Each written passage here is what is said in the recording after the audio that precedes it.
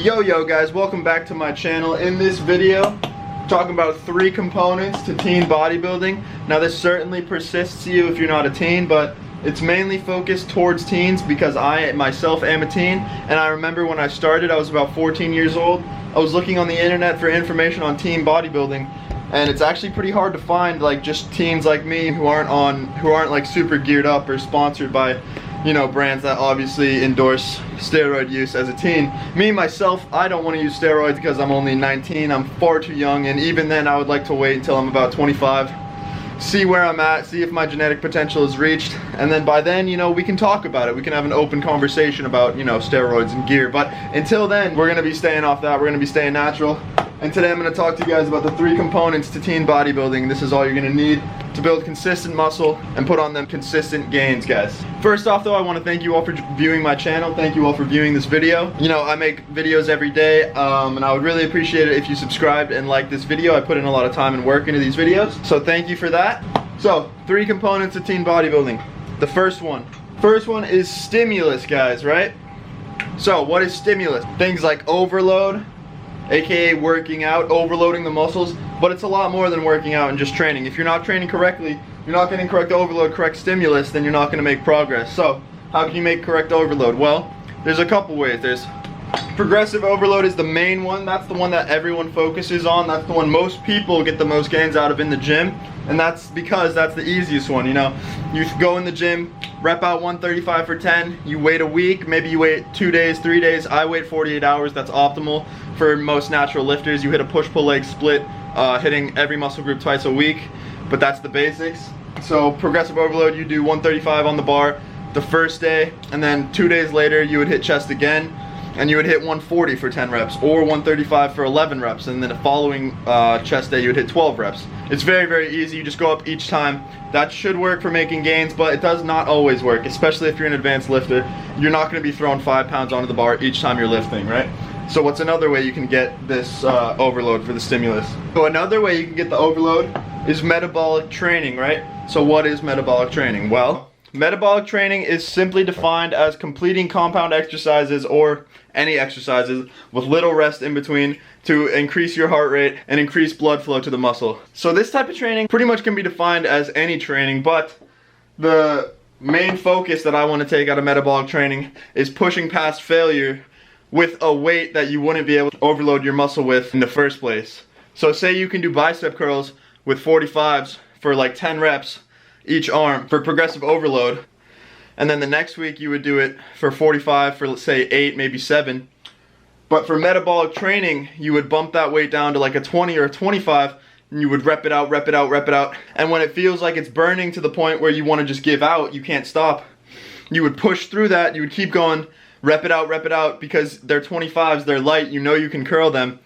You would keep curling through the pain until almost absolute failure or absolute failure, depending on, you know, how hard you're going each set. You don't want to go to absolute failure each and every set, but you could go there sometimes to produce, you know, extra stimulus that you could need. So that is metabolic training. So you got progressive overload, which is basically volume. You got metabolic training, which is basically frequency.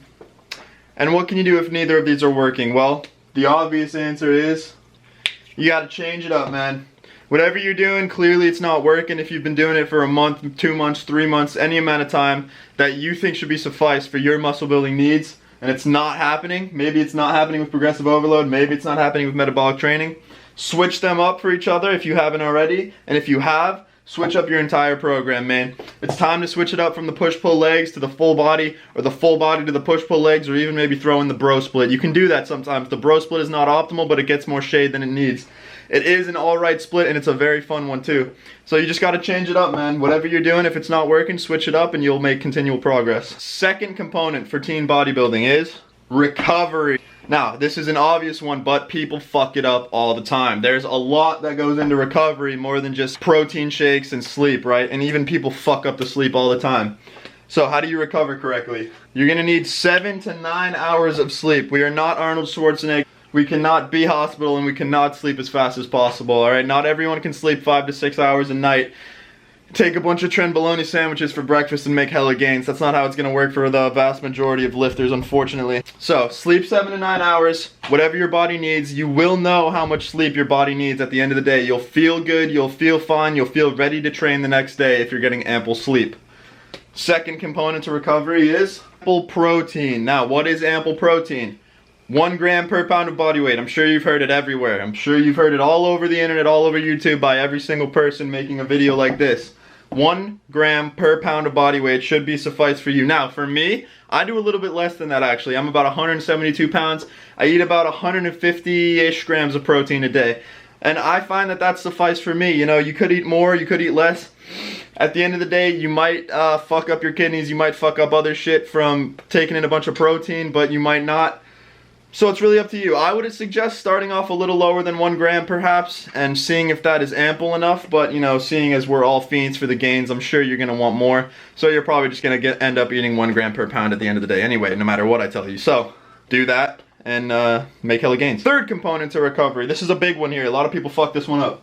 Water, everyone. Water yourself. Water, man. Get a fucking gallon, alright?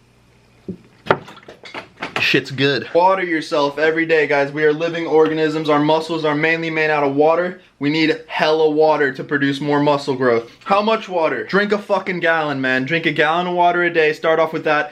That should be suffice. If a gallon is too easy for you and you're a fucking rebel, drink 2 gallons. Drink 1.5 gallons.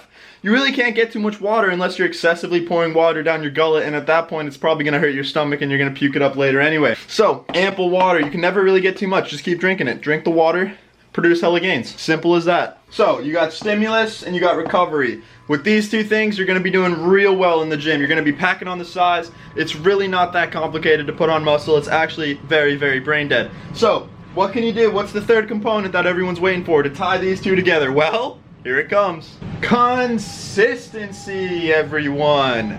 Just do these 2 components consistently and you'll have no problem, alright?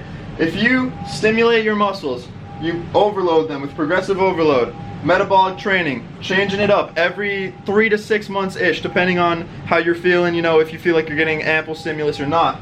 Switching it up, recovering, getting enough sleep, ample protein every day, water every single day, gallon, 2 gallons.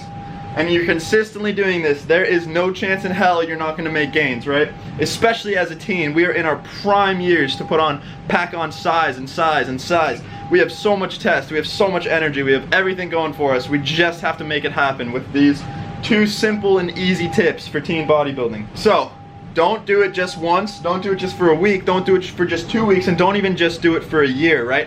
I've been doing this consistently for 5 years, and this is what I got to show for it, right? Pretty good, not bad.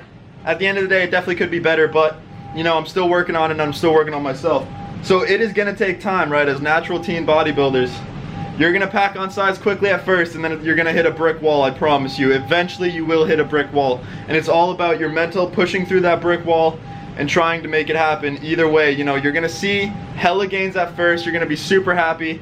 Progress is gonna start slowing down, the newbie gains are gonna leave and you're gonna start making average gains.